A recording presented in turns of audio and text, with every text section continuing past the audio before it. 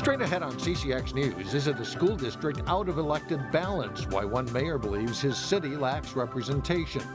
Plus, as a legislative legal fight goes on, two local lawmakers weigh in on the dispute that pits one branch of government against another.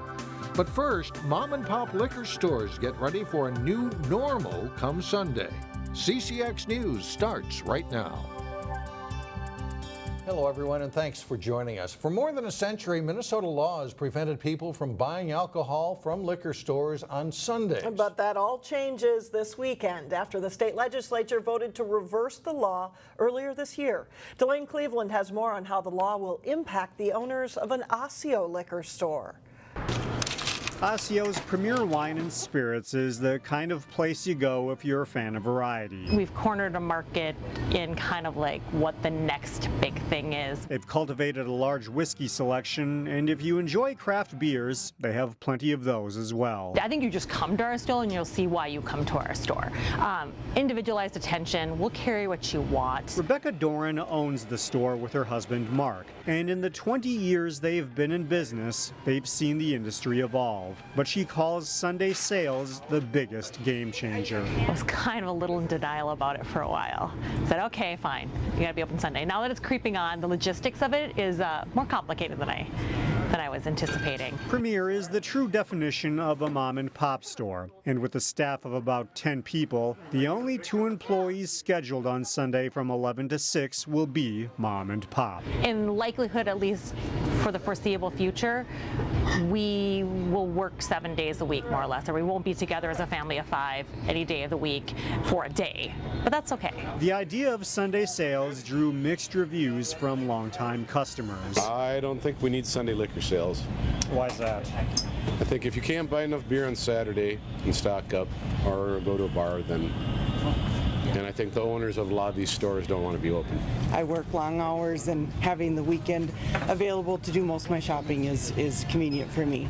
But I do feel bad for a lot of the small businesses because I know it will be hard to staff for that. Sunday sales happened thanks in large part to a new wave of state lawmakers open to change, combined with growing pressure from major liquor retailers. Now the debate about whether independent stores can compete with the big boxes is cast aside, replaced with the concern of trying to make money and provide staff for another day of business. I'm going to embrace it because it's here and it's likely here to stay. So I don't think there's any point in being a martyr about it. In Osseo, Delane Cleveland, CCX News.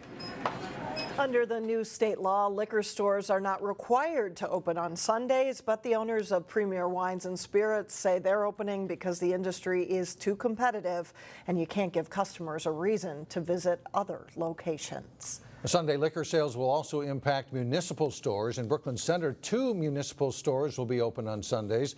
BC liquor officials say they don't expect to gain a lot of extra revenue from the Sunday sales because it will cut down on profits from other days during the week. But from a business standpoint, they decided being open on Sunday is the right choice. We don't want to give our customers an opportunity to go somewhere else. So they're already coming to BC Liquor. They like it here. But if they need it on Sunday and we're not open, they're going to have that opportunity to go somewhere else. And we don't want to give them that opportunity. We want to keep them here. Brooklyn Center Liquor doesn't expect to hire any additional staff to help cover the Sunday hours.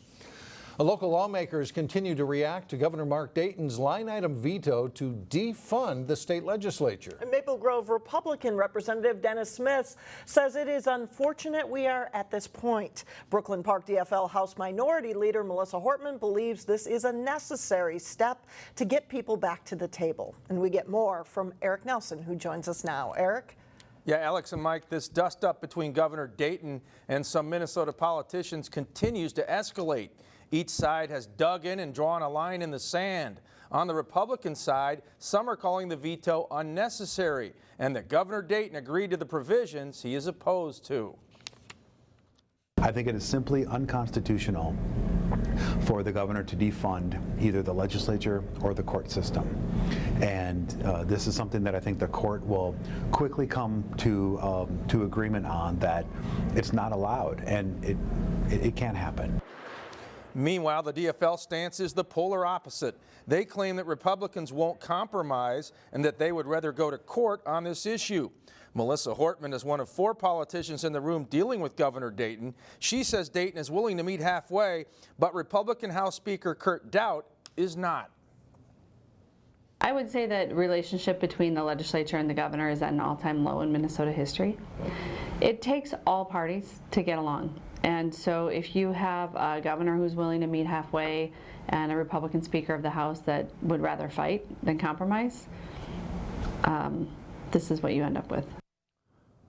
Now, Governor Dayton's defunding efforts have been temporarily derailed thanks to an order from a Ramsey County judge who ruled that the House and Senate will get state funding through October 1st. But both Dennis Smith and Melissa Hortman believe this debate will get resolved before anyone misses a paycheck. Mike? All right, Eric, thanks a lot. Brooklyn Park Police are informing residents about a level 3 sex offender moving into the city. Darren Marks is registered to move into the area of Unity and 80th Avenues North. He served prison time for forced sexual contact of a woman he knew. Level 3 offenders are considered the most likely to reoffend. According to the Minnesota Department of Corrections website, of the 11 Level 3 offenders registered to live in the CCX News coverage area, 4 of them live in Brooklyn Park. Golden Valley police say they are continuing to see a spike in garage burglaries and thefts from vehicles. Police say many of the most recent cases are coming in the northeast corner of the city. In some cases, thieves entered unlocked cars parked outside and used the garage door openers to gain entry. In 3 cases, criminals found keys inside the car and stole the vehicle. In Plymouth, the city continues to add police officers to serve the growing northwest part of that city. The latest hires include an Afghan war veteran, a Wright County Sheriff's deputy, and a police officer from Becker. Plymouth is about 2/3 of the way through the hiring for its additional patrol district. It plans to complete the hiring next year. The Brooklyn Park City Council is asking the Osseo School District to change the way its board members are elected to office. According to this map, most of Brooklyn Park is in the Osseo School District. However, currently there are no board members from Brooklyn Park. Mayor Jeff Lundy is asking the City Council to draft a resolution asking the Osseo School District to study the idea of changing to elected districts instead of school board members running at large. People have districts so that you guarantee a representation from a certain area of the community, and within our city a lot of the kids in the schools are diverse background, and so a lot of them come out of the Brooklyn Park city. City Council does not have authority over the Osseo School Board, and Mayor Lundy says this is a request that they look into it.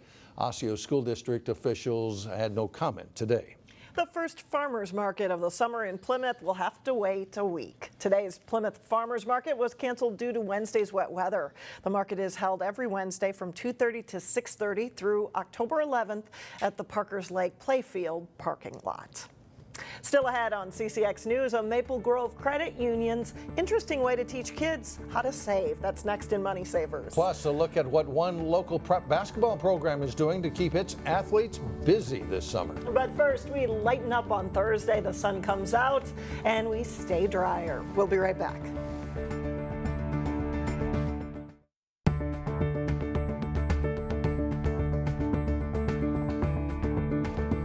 A credit union with new branch offices in our area is trying a new incentive to teach kids how to save. It involves catching fireflies. Reporter Shannon Slatton explains more in today's Money Savers. We're always trying to find creative ways to teach kids money, so this is kind of our most creative way yet. Firefly Credit Union has a new branch in Maple Grove and a new way to inspire kids to save money. Here you have our very cool firefly catching kit.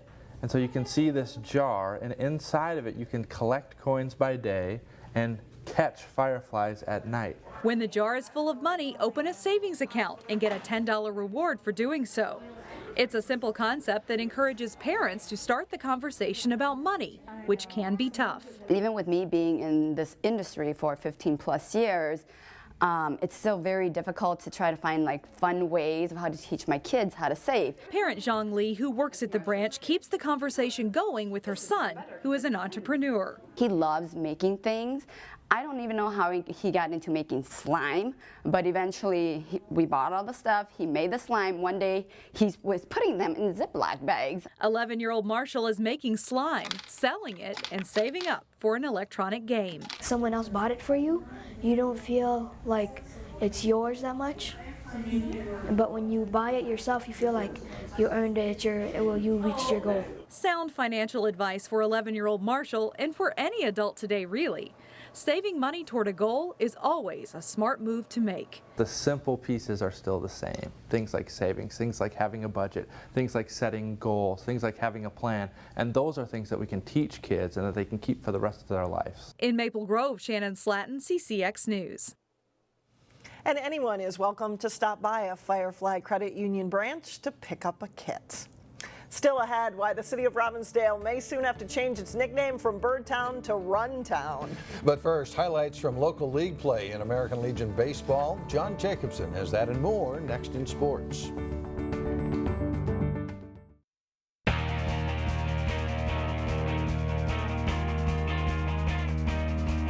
I'm John Jacobson with sports. June is nearly in the books, and American Legion baseball teams are well into their schedules. Maple Grove hosted Armstrong in North Hennepin League play. Armstrong escapes a jam at the bottom of the first inning. The bouncer to Preston Reed at third turns into a double play.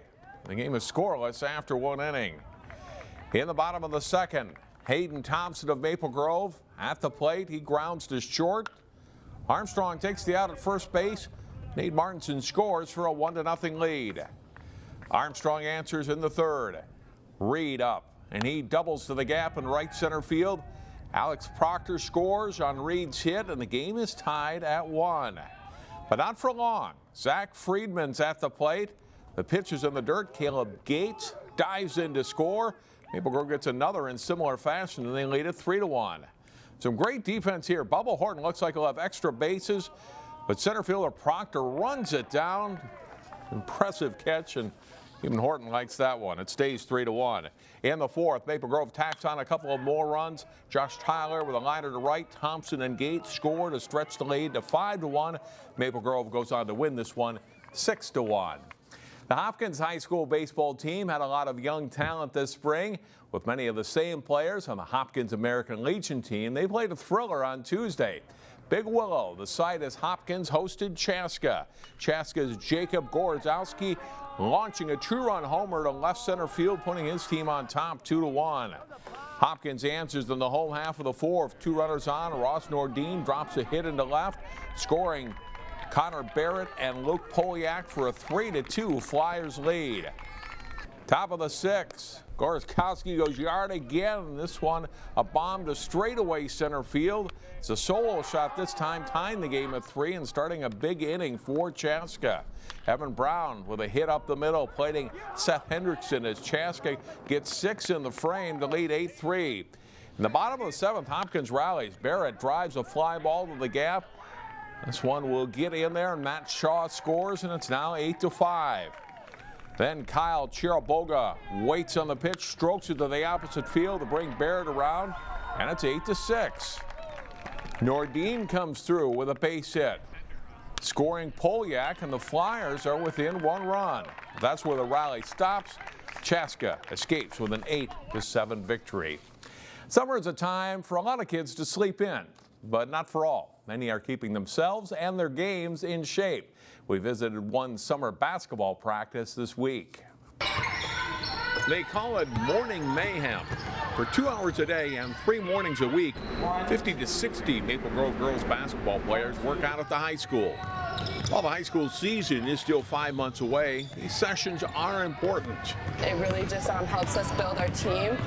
We love to get to know each other, have a good time all the time, and it just really pushes the momentum into the season. We do a lot of up and down, scrimmaging and layups, so that's something I really like about it, that I can always know I can get like a good workout here. Many of these current and future Crimson also play AAU basketball.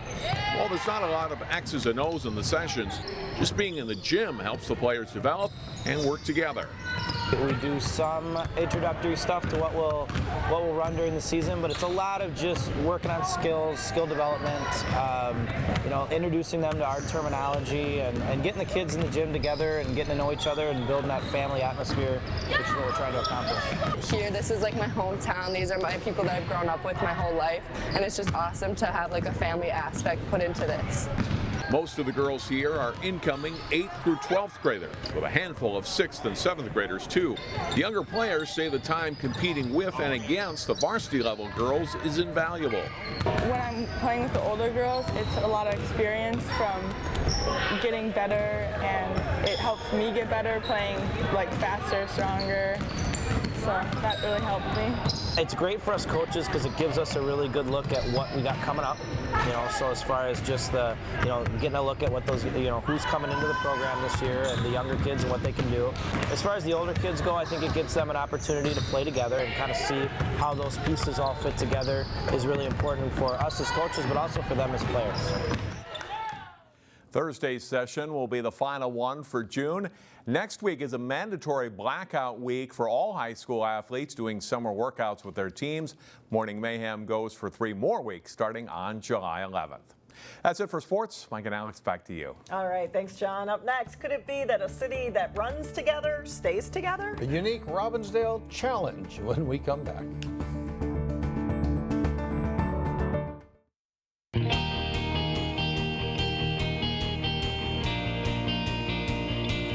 Finally, a challenge to run 100 miles in June helps bring Robbinsdale together.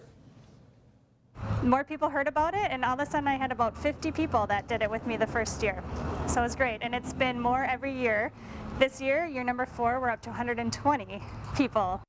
We have video from 2014 of a few runners who took part in that first Birdtown Run 100 challenge started by Chris Murphy. This year, participants are having fun with it, posting photos documenting each run on the Birdtown Run 100 Facebook page. Runners are logging their miles while on vacation up north and even at various locations around the country and even around the world. Murphy opened it up to bikers as well, and she loves the sense of community that it builds. To watch it grow and see more people be motivated, and to see people out on the parkway running every morning and biking and doing all those things, that hopefully it's motivating them to get out and do what they need to do. So that's really fun. The challenge has attracted people from all over the metro and beyond, and there's swag too, a Birdtown pullover for participants. So way to go, great idea, and neat to see it grow, as she said. Oh, and they have a lot of fun with it. Yeah, some of those pictures running all were over great. the world, it's cool. That does it for us. Thanks so much for joining us. And we'll see you back here again Thursday, starting at 4.